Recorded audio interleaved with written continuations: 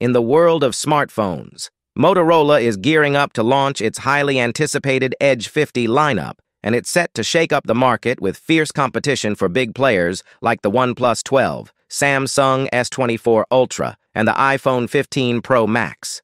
Among the lineup, the Moto Edge 50 Ultra stands tall as the flagship device, boasting the latest Qualcomm Snapdragon 8 Gen 3 processor for unparalleled performance. But that's not all. Motorola has also introduced a sleek and innovative design, reminiscent of the Oppo Find X5. One of the standout features of the Moto Edge 50 Ultra is its unique rear finish, seamlessly integrating the camera module into the back panel for a sleek and continuous look. Equipped with triple 50-megapixel sensors, including a powerful 5x zoom periscope camera, this device ensures stunning photography capabilities. But it's not just about looks and camera power.